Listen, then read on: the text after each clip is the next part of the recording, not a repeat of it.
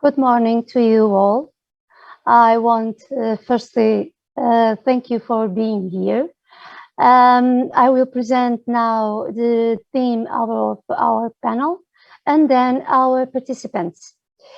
Over the past 15 years, digital by default has gained fundamental importance as a guarantor of timely and uninterrupted access to justice and in increasing the robustness and resilience of national information systems. In many cases, changes follow the logic of making procedures electronic, gaining efficiency, an intermediate moment that may precede the capacity to make radical innovation.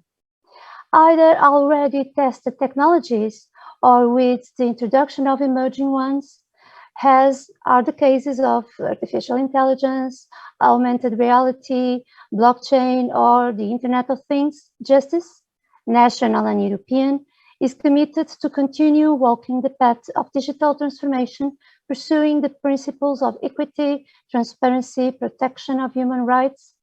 And in this context, registries and notaries have the relevant mission to prevent conflicts by promoting safety in transactions. It is important then to reflect on the challenges and opportunities of digital by default applied to registries and notaries. And that is what we tend to do in this panel. We have here with us as a key speaker. Temos vários oradores neste nosso painel. Professor Sjef van Herp, Emeritus Professor at Maastricht University and a visiting professor at Trent University. Vários professores, temos uma lista de convidados. Our participants, Lionel Galliez, advisor of the President of the Supérieur Conseil of Notaries in France and also a notary in Paris. Jorge Batista da Silva, President of the Portuguese Chamber of Notaries from December 2017 and a notary from 2006. Ingmar Vali, eGovernment specialist at the Center for Registries and Information Systems of Estonia. And Mathias Maurer, the last but not least, an IT consultant at Austrian Federal Computing Center and working with the Austrian Ministry of Justice. We want to thank all the participants in this panel for their availability to share these ideas with us and these experiences, and to speak us about land registration at the fourth industrial revolution, the role of conveyancing expertise. We have the privilege to have here with us the Professor van Herp, which I now ask kindly to make his presentation. Thank you very, very much. It is a pleasure to introduce this panel discussion with a brief presentation, which is more of a statement. And let me start by sharing my screen. And it is now full screen. The theme of our session is digital by default. But what is going on is just more than that we are now digital by default. What is going on when it comes to digital? What do we mean by digital? And so very briefly, in about 10 minutes, I'm going to talk about land registration as such, that we are moving from real to digital to virtual registration. We have to look at what I call the property triangle. So how do we know who is registering what? Subject, object, right? The scenarios that I see coming for the future, the risks that I see coming, and perhaps how to limit the risks. Now, traditional land registration was aimed at mirroring reality, so that you register what we actually have. So the object as you can see it, the right that existed. So it's handwritten information about the reality around us. What we then did is digitalize this information. We digitalize now the object, the description of the house, of land, and so on. And we digitalize the description of the right and of the person. So we have a digital reflection of reality, which means that land registries now mirror reality. Because we digitalize, we have all this information available in digital format, no longer handwritten, but digital, in data format. And so we can combine data, we can analyze data, or we can actually do things with data. What we still have is a formalized and static registration, governed by the numerous clauses that sets who can register, so who can have a real right, on what object you can have a real right, and which real rights. But what we now see is that things go a little bit further, and in fact, much further than just a little bit. We have distributed ledger technology with blockchains, other developments. And what we now see is that it is possible to have code-based, computer code-based dynamic registration outside formal registries like the land registry. What we see is that a computer registers itself in a network. Of course, there are people behind the computer, but the computer registers.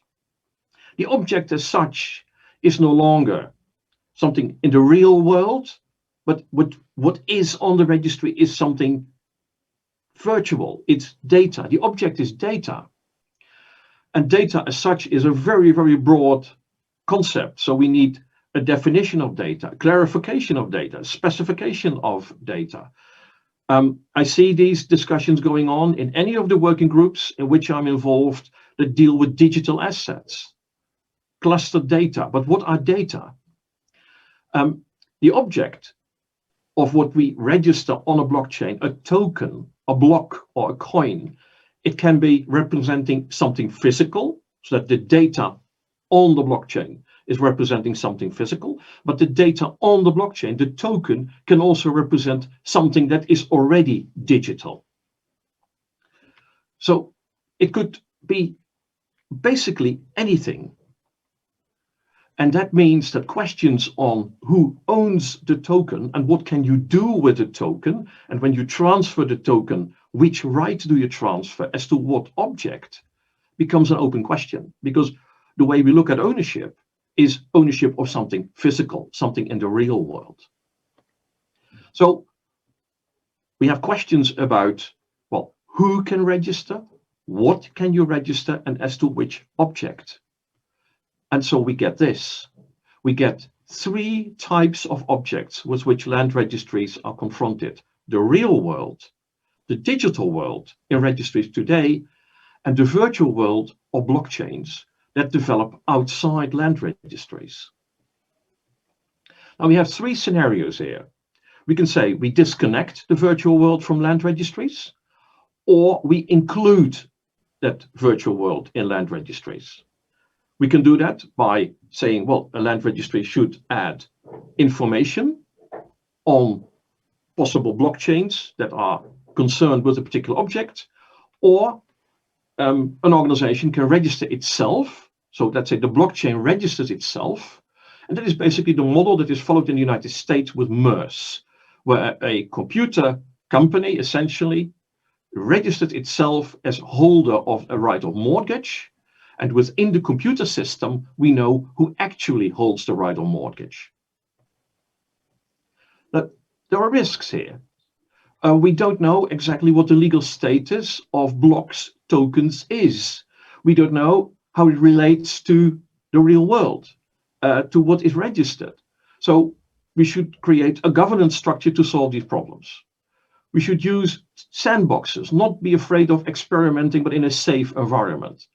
And we should strengthen the surveillance role of everyone involved: land registrars, notaries, and solicitors.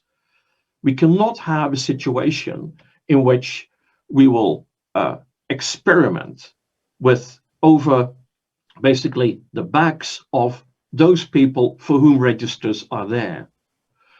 Digital by default will be the future, but so will be virtual reality. We need to understand what's going on, and it's going fast and it's complicated, but still. But the financial interests here are so huge that we need surveillance to avoid riskful experiments. But we also must realize that within the European Union, we have a reach which is limited. We can do something within the exclusive jurisdiction of the EU, but there is a world outside the EU and there is a virtual world. That is essentially my message. Thank you very much, Filomena, for giving the floor, and thank you for listening to me. Thank you very much for your intervention, Professor. You highlighted quite clearly that going deeper on digital in the land registry, although is an unstoppable trend, has its risks for consumers and stressed ways to keep that risks at a low level. That's what we wish. It's an excellent mode to initiate our debate. And I will now invite each of our participants to comment or make an initial intervention. I will ask you to be very brief. We don't have much time, and it will be very good for the panel to have a really debate. So if you want to have time for debate, I would like to keep your intervention to 4 minutes, and I will have to be very annoying if you don't manage to do so.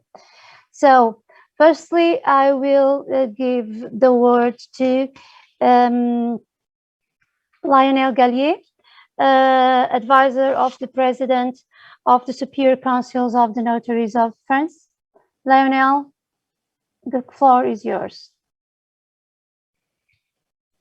I keep an eye on the watch. Well, now for 10 years, notaries in France have been using digital acts. So we have more than 90% of our notarial acts which are digital. So we are already living the digital by default paradigm. Registration in land registry is also digital. All our documents are digital, and this brings several consequences that improve the access of citizens to our services. We communicate draft, of course, and sign contract through email or secured platform, and people have whole access to their file through digital services. Our staff has been able to work from home even during a strict lockdown. And we use, of course, qualified electronic signatures of the highest level according to EIDAS, the European regulation about digital signatures. We are also achieving more than 70 years according to French regulation. And therefore, we guarantee to citizens that all their notarial acts are stored in a safe place, because the French High Council of Notaries has invested in several data centers which are owned and operated by our profession, based in France and subject to French law. This is a matter of sovereignty, considering that we have a delegation of public authority. So digital by default is already a reality, but within our office. And I have to talk now about a new evolution, which is the remote notarial acts, which brings huge challenges, considering that we have to keep the highest level of legal certainty required by notarial act, checking the identity, checking the capacity, and make sure that our clients have an informed consent, an extensive understanding of legal and practical consequences of the contract that they're signing. So we use now two kinds of remote signing. One is remote, but from another notary office. This is now widely used. This prevents trips across France when they are not possible or necessary, which is the case now under the strict rule of lockdown during the pandemics. But this will be used later after the end of this nightmare, of course. And this used video conference networks operated by notaries. And since the other person is present in another notary office, this guarantees the checking of identity, capacity, and informed consent required by all kind of contract. But we have also another system which is new. It's been used now for only 6 months after the regulation passed in November, and this is remote signing from home. This is used only for power of attorney, and there are specific reasons why we have been able to do this kind of contract, because French consulates have lost recently their notarial competencies. Of course, this kind of power of attorney is useless when our clients are living in countries like Portugal, where it's easy to find civil law notaries, notaries who are truly lawyers. But this kind of power of attorney is necessary for countries where there are no civil law notaries. That's mainly common law jurisdiction, USA, UK, Australia, because notary is a misleading word. In common law jurisdiction, notaries are not lawyers, they are not public officers, and we cannot consider contracts signed before them as notarial acts. So when our clients are in remote places of Australia, in the middle west of the USA, any places like that, we use now remote signing, because this is the only way to keep an efficient access of citizens to our services. And in their case, of course, we use also the highest level of security provided by the eIDAS framework, the eIDAS regulation, which is a qualified electronic signature. So I think I have not. Yes, you were almost perfect, just a few seconds more than the 4 minutes. Thank you very much, Lionel. Very interesting ideas you shared with us. Now I will ask Jorge Batista de Silva, our president of the Chambers of Notaries from Portugal, to make his initial intervention and to keep it to the 4 minutes, please, as well as Lionel did. Good morning to all. First of all, I want to greet all the panel and all those who are following this conference. The crisis caused by COVID-19 accelerated all digitalization process, and the registry and notary sector could not be an exception. However, it's a misconception to consider that the present solutions were built or even sought after this public health crisis. Over the years, new tools and means of authentication and digital signature have been made available, which currently allow us to promote land and commercial registration online or to set up a company online, and all of this has been built in the purpose of achieving the stated objectives. Naturally, we cannot ignore the fact that the current challenges are much greater, because if until now the services made available consisted almost all of them in digital document management cycles, and now what is at stake is the dematerialization of process in which the manifestation of the will is a fundamental element. For this discussion, it's important to distinguish a transactional process from a collaborative process. The first one is completely automated, and to exemplify, you can see in the request of a digital company commercial registration certificates, but in the collaborative process, the human intervention is much more intense, even if there is one or more computer systems that support it. And despite its automated component, the crucial part depends on the human intervention. Because artificial intelligence has not yet evolved to a level that allows a computerized system to perform the essential tasks needed for the main legal transactions certified by notaries and registrars, we may include that the collaborative process for now is still the rule in this sector. If we seek of a basic collaborative workflow that may serve for different types of legal business, for example, through the use of video conferencing with electronic signature process, we would have 4 key moments for notaries and registrars: verification of identity, verification of will, production of a signed document, and digit archive. As far as identity verification is concerned, in addition to visual validation by a public officer, with this inherent legal value, it would be possible to add use of tools such as qualified certificates of authentication that confer a presumption of veracity of the identity invoked, or facial recognition that allows biometric comparison of the person in the video conference with his or her photograph of the citizen's card. The assessment of the manifestation of free and informed will is perhaps the biggest challenge, because if the verification of the understanding of the legal transaction by the parties is not very different from what happens in the physical world, the assessment of the existence of coercion will demand a greater effort from notaries and registers, who would have to resort to their experience to identify these problems despite the constraints of a video conference. I think in the view of all, it did not seem to me that there are currently any major obstacles to more legal transactions being carried out at distance, namely through the use of video conference together with other tools. However, for that to occur with adequate security and trust, the construction of new paradigm of digital by default should be based on the control of legality carried out by public officials whenever legal business, by its nature, profoundly affects the future life of citizens and companies. And for now, it's all. I think that I do it in 4 minutes.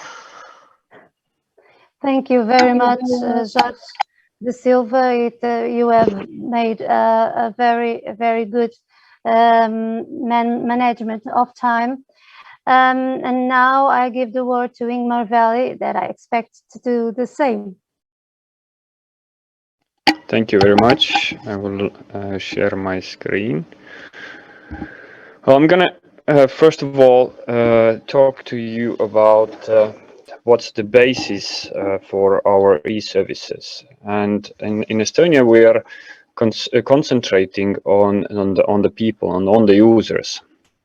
And in Estonia, it was decided quite early age that the physical persons need to have also a digital twin in the electronic world, and Estonia decided to implement the ID card, which also has an electronic authentication option and electronic signature option.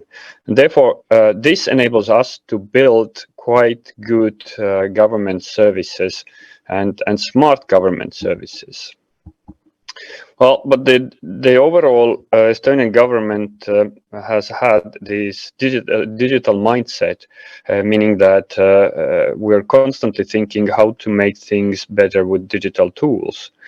Sometimes we even do those services electronically first, and then we think if we need any other way of offering the services. And for example, the company registration has been quite successful in Estonia. We still hold the world record of 18 minutes to register a company from your home. So we entered to the COVID era, or the COVID pandemic, with quite a strong feeling, meaning that we were ready. We cut the paper from those government services already a few years before. Now we were all digital. So the pandemic did not impact us in a large scale. But what I want to tell is that we're focusing on the citizens and the people. Then we have this once only principle that the government has set in place, which is a very good idea, meaning that the government should not ask this information from the citizen or from the entrepreneur if this information is already existing in the government hands. So that means the government needs to organize itself to get the information themselves without asking it. So company registration process as such, to register a company is paper free, and you don't even have to upload anything. But moreover, the once only principle has a second side of it, which is that we can therefore integrate different government services into one single integrated government service. And for example, in the company registry, we added VAT registration, workers registration, and soon to become also activity license registration, all in one service. And that makes the ease of using the government service much better and more efficient. So it's our job to make those changes. Of course, when we're talking about exchanging information among government institutions, there's a common problem that the institutions will start thinking that this is my data and you're not getting it. So Estonian government built technical tools, first of all, to integrate the government institutions. We call it X-Road system, which is a secure way of exchanging information. Therefore, the technical barriers have disappeared. It's by the law that the government institutions must be connected to it. But the second principle, which is very good, is that the person is the owner of the information. And if that is the case, then there is no problem to show this information to the citizen, no privacy issue or no confidentiality issue. Of course, there are some services that are still done old ways, the dogmas that we had. And first of all, real estate was one of those dogmas that had to be done physically by visiting a notary office, sit down with a notary and do the verification of notarial acts. But in the beginning of the COVID, Estonian Ministry of Justice was quite innovative in making those changes. So the old dogma was broken, and now the laws were changed so that the notaries have the option. It's not mandatory, but it's an option for notaries to do the real estate transactions, conveyancing from distance, and the participants can either visit the embassy or do it from their home. And that's a very good change in the notary as a notary business. And notaries are in Estonia quite innovative. So the notaries built a tool to facilitate this online transaction or remote transaction. But there are some risks with the new ways of doing things. There's always a risk of having some new problems. Therefore, the Estonian notaries asked us to add additional measures to lower the risks in those remote transactions. So we added a AI-powered face recognition software so that notaries can ask the participants to go through additional face recognition, and maybe this will help them to get a better understanding who is behind the computer, especially when we're talking about deepfake videos and different kind of fraud by masquerade. So these kind of tools, AI tools, they will help to secure those land transactions as well.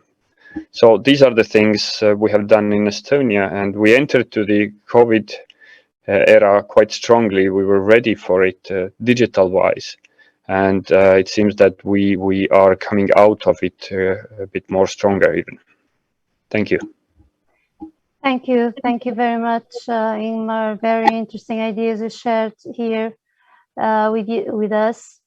Now I'm going to give the word to Mathias Maurer to make his initial intervention. Mathias, please. All right, thank you, Filomena. What I would like to do is share an experience from the recent project we are running, which is about the interconnection of land registers. It's actually already the second project we are doing in that area. The main objective there is to provide an electronic cross-border service for land register information, basically. The European Commission provided a platform which with search functions via the eJustice portal, and the member states need to connect and provide their national land register data there. Now, why are we doing that? The main, but definitely not only driver was the 2012 succession regulation for inheritance cases. You would have probably a deceased person with assets in several countries, and especially some real estate assets. And there it is difficult and time-consuming to find all the real estates, because you would have different competences, different procedures in all of the European member states. However, most member states offer already national online services to citizens and especially legal professionals. So these national services need to be interconnected to cover cross-border cases as well. And this is currently implemented by Austria, Estonia, and Latvia, and in a preparation phase also by Hungary, Spain, and Portugal. And we do hope, of course, that additional member states will join soon the European Commission's LRI platform. What impact will it have? Let me provide an example. An Austrian citizen, let me call her Sophia, has some real estate in the eastern part of Austria as well as in West Hungary.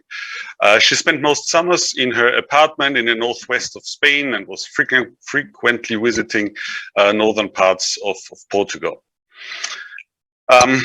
She died, and then the Austrian notary had to find all her assets.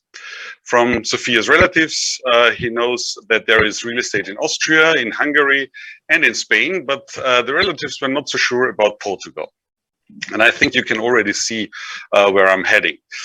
Currently, the Austrian notary needs to contact all 4 land registers, wait for an answer, urgent answer, and so on. And with the central search solution, the answer to his question is available within 5 minutes of research only. The advantage for the citizens as the heir is also quite evident. The inheritance proceeding can be finished faster, allowing for a very early legal certainty of the ownership of the heritage.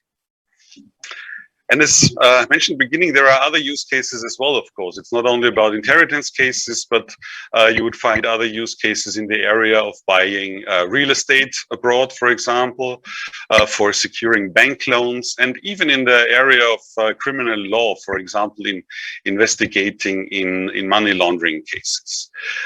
The cross-border mobility of European citizens constantly increases, and therefore the cross-border availability of registered data needs to increase as well.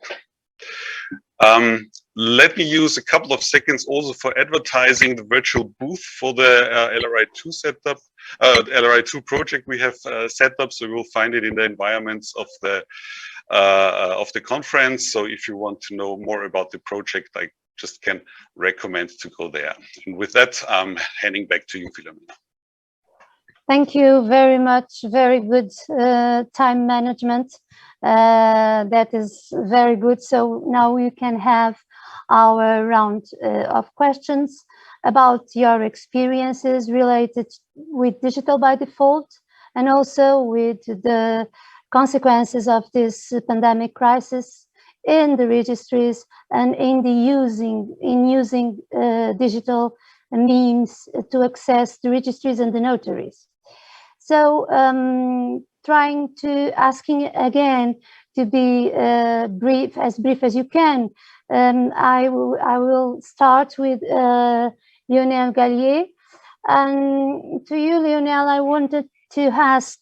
You already talked about some of them, but maybe you want to stress some points about what changes have been made in France regarding the digital by default paradigm and the operation model of registers.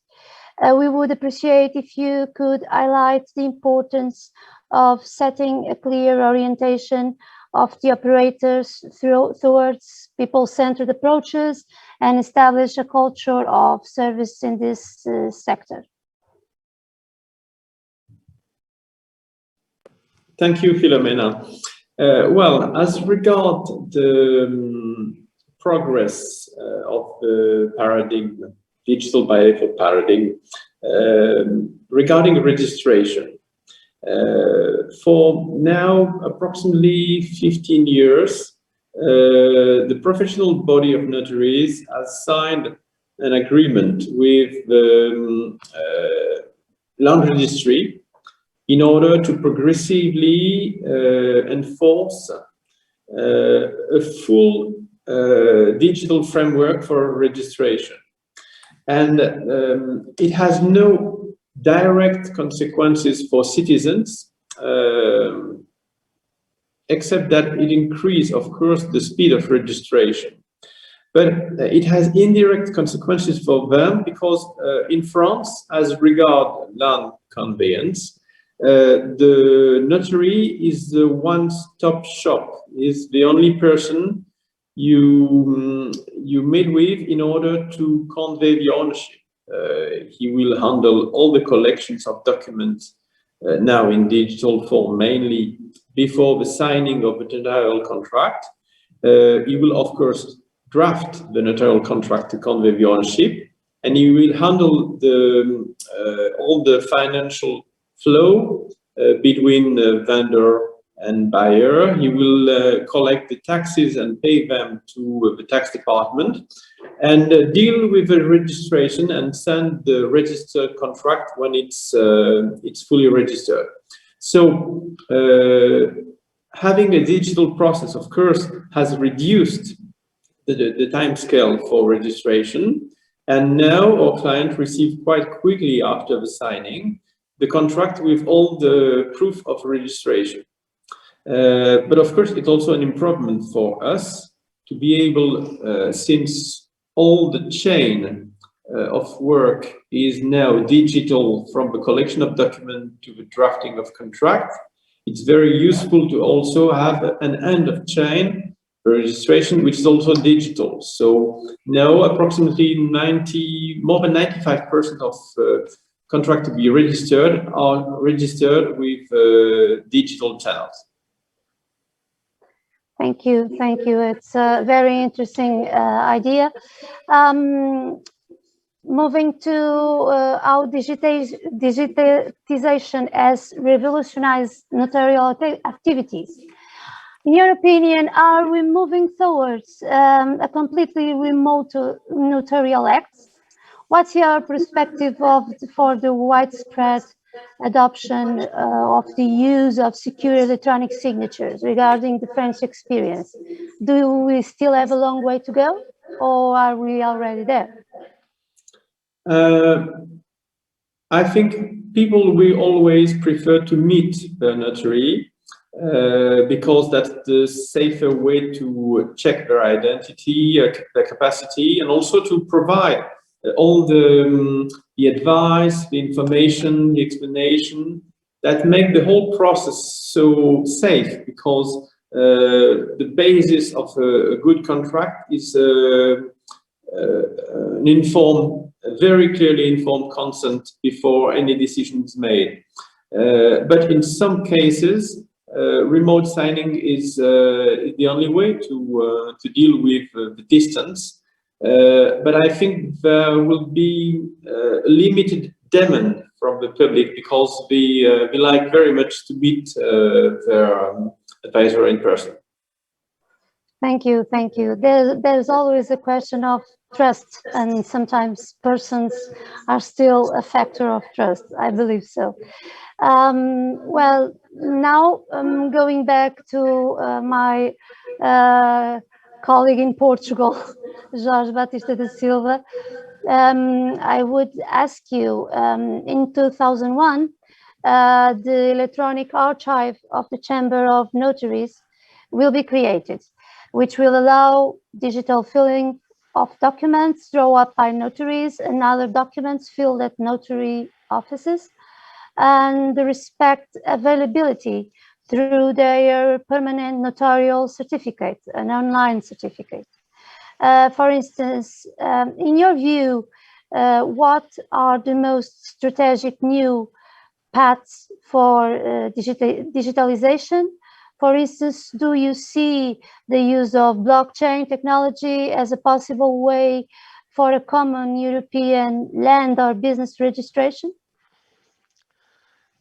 I think that the new digital archive of the Chamber of Notaries will revolutionize the way notarial documents are archived, consulted, and even how they circulate. The possibility of having web access to all the documents that are archived in the notary's office located anywhere in the country will put an end to millions of useless trips, and for this reason alone, this project will be an important milestone.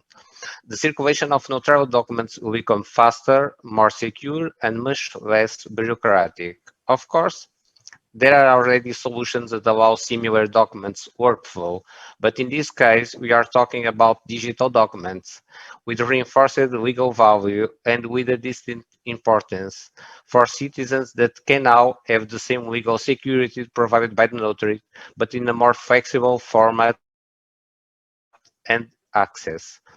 However, this is only the principle because this archive is intended to be interconnected with other national and foreign entities.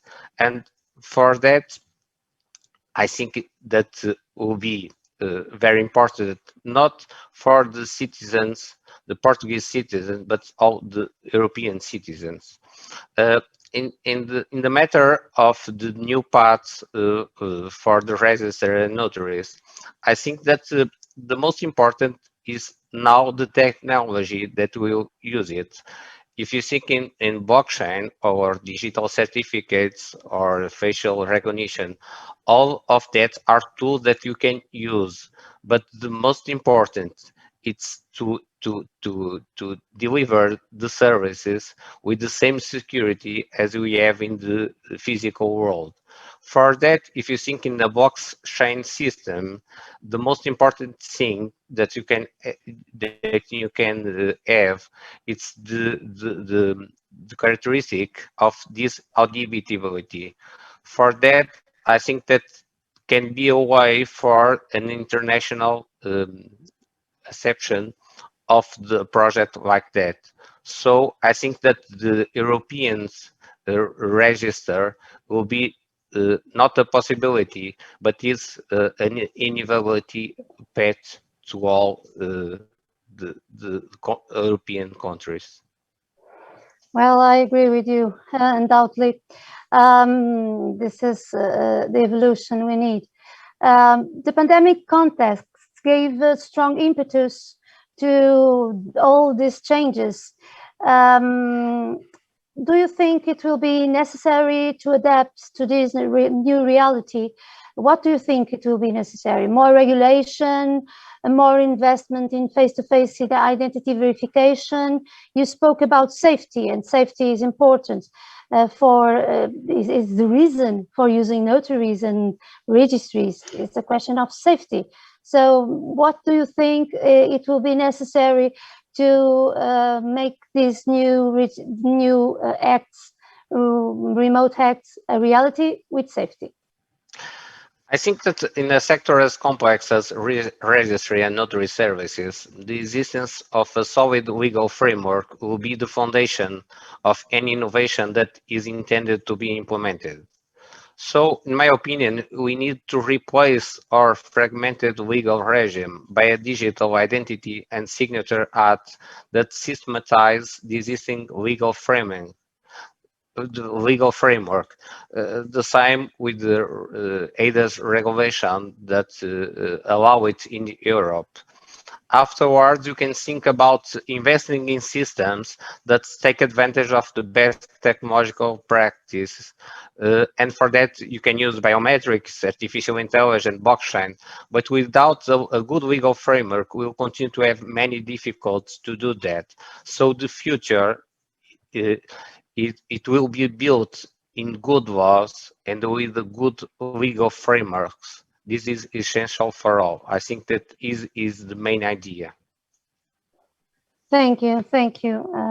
Yes, it's a good idea to keep in mind a solid legal framework. It would be very good to start with. Ingmar, now to you. Estonia is one of the most advanced digital societies, where a very high percentage, 99% more or less, of the government services are online. How does digital by definition apply to the registration function, and how the digital by definition, how the digital transformation process carried out in Estonia affected the area of registries? Thank you, Filomena. Well, the digital by default and by definition is paper-free, I would say. It's the easiest. And in the registration, well, as the land registration and let's say business registration, it has been historically done on paper, so it's not very easy to get rid of all the paper records and all the paper processes. But in time, it's taking those step-by-step approaches. We started to use those digital systems in parallel with paper systems and paper processes. And very soon we realized that the digital processes are much more efficient, and not only efficient in the registry, but also it's efficient for the users or the citizens, meaning that to get information and to send information on paper, it's a burden. So that's why very soon, when our processes function in parallel, we decided to start closing down those paper processes one by one, or setting them so that the electronic processes would be more used. And this gave us quite a good results, meaning there is a company registration opportunity in Estonia to do it with the help of a notary or on the online portal, and the citizens, there is no price difference, and the citizens have decided to use 98% of the time the online method, meaning using it as a self-service to register companies. So I think that explains quite a lot what is the mindset in Estonia, not only of the citizens, but the government has been supporting the digital mindset from quite early age, and that helped us as techies to implement those e-services and make it more user-friendly for the users. Thank you. Facing these new challenges of the pandemic, what are the most cutting-edge digital services that you envisioned for the registration sector in Estonia, for instance, in business registration? What are you planning in this area? Well, there's a constant need of improvement in building those once only principal services, meaning that once we finished the 100% or 99% of the services, we've realized that they are not very user friendly, not all of them at least. So we're now starting to merge those services into live event services or integrated government services. So that's one of the goals that Estonia is doing right now. Of course, the improvement of supervision in the business registry is again one of those things that needs to be done. Cut out those cheaters who are not respecting the rules. And of course, when a court, where Estonian Business Registry operates, then the court needs to deliver those documents on paper when people try to disappear. And that is a great challenge to face, meaning how to deliver paper documents in the COVID era, where nobody wants to let people in or talk to people, or there's no possibility to face to see someone. So we're thinking of electronic delivery of documents, and with electronic authentication that 90 or 70% of the Estonians use, that's going to be a good thing. We're hoping to get rid of the cost to send out papers to people. Nobody wants to get the paper anymore. That's true. That's true. Even when we go to a simple store, we don't want paper for the payment. We don't want papers. Nowadays, papers may have virus, so we prefer letting them know. Now I would go to Mathias. We are making a great effort in managing the time, but he's ending up. So, Mathias, more with the consequences of the pandemic, Europe must rely on technology to be effectively closer. In your view, how strategic is then the development of the interoperability of platforms and independent systems like blockchains to build trust and capacity European-wide?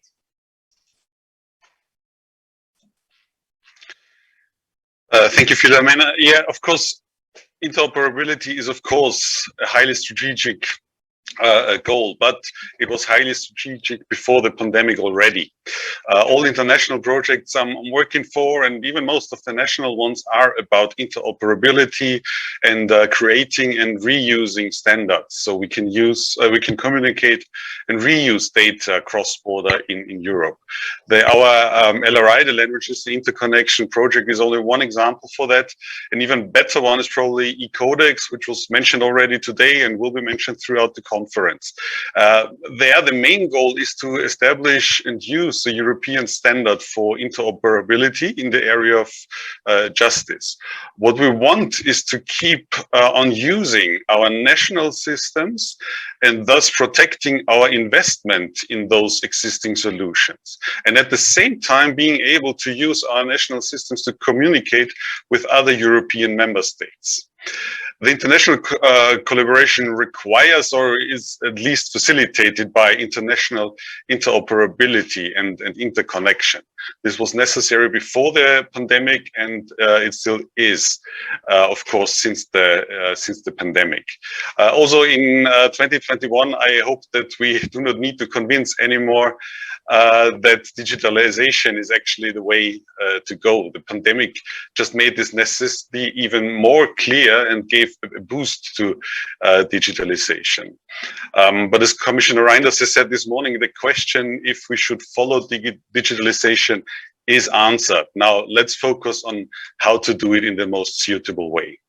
And one remark regarding trust you've mentioned.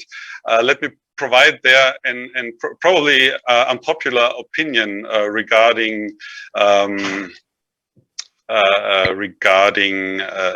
trust as a hypothesis. Trust is, of course, an important aspect. Nobody will doubt it. Maybe in the area of the judiciary, even more important than in other domains. But as ministries of justice, as official registrars, as notaries and similar authorities, we already have a big advantage. We are a centralized and official institution that by law and also by history already provides trust. Blockchain can, of course, support this trust created by the law, but has probably a larger impact where decentralized trust is required. I guess everybody knows the most famous example of blockchain, which is, of course, Bitcoin. For Bitcoin, there is no central bank or central administrator where the trust in Bitcoin can derive from. It therefore needs another source for trust, and this was actually quite impressively solved by relying on blockchain technology. So I think blockchain has its value for creating trust for public officials, but I think that it has an even higher value for those use cases which need to rely on decentralized trust. Thank you. Thank you very much. Just one last question. Citizens seek freedom of choice and have less and less tolerance for time-consuming and ineffective responses. Using your experience in land registration, what prospects for evolution can be designed so that efficiency also lies in the proximity between services and citizens? I think just in the session before ours, Professor Suskind has provided a very compelling example what we should focus at, actually. It was this example about Black & Decker who, when not trying to sell the drill, but providing the example of the hole. So the question is, what can you do with those things we are providing? And even before that, not only what can we do, but it's about understanding the needs and the requirements of the judiciary and of the people seeking access to the judiciary. So we need to integrate users when we are designing the solutions. Also, let me provide one example, which is not actually from the Land Register project, but from a national project we call Justice 3.0, which was mainly about the next step for the judiciary, with a focus, of course, on digitalization. What we did there when we set up this project, and it was back in 2012, I think, was to create working groups with technicians, but with lawyers, with judges, with court clerks, and so on, and integrate them into the discussions, and obviously listening to their needs. As a result of that, I think we did not even design better solution for the users, but we increased the acceptance of the users only by the mere fact that we were actually involving them into the evolution of the system. So I think as a general approach, that should be done to involve the end users to understand their needs. Thank you very much. We are almost at the ending time of our panel. I would invite you to, if you have any final and very, very brief remarks. I don't know, Professor Van Herp, if you have anything to add, or any other of the other participants. Perhaps really very briefly, what we see is that the digital tools that are now being further developed, like blockchain and so on, are used to mirror reality, to make clear that what we do on a digital level is correct, that person A is person A, that a particular object is a particular object. What I wanted to basically to warn about is that these tools can also be used to create a reality outside the land registry, not regulated by law until now. So we do have some proposals at an EU level, fortunately. So basically, what I meant to say is the tools that we have are very useful, are used, and that's clear from this panel, but they're also, well, there's a certain danger to those tools. And let us be aware of the dangers and the risks. Thank you. Thank you very much. If you don't have any remarks, I would close this panel. And first, I would like to thank you for participating, our key speaker, our participants, and our audience.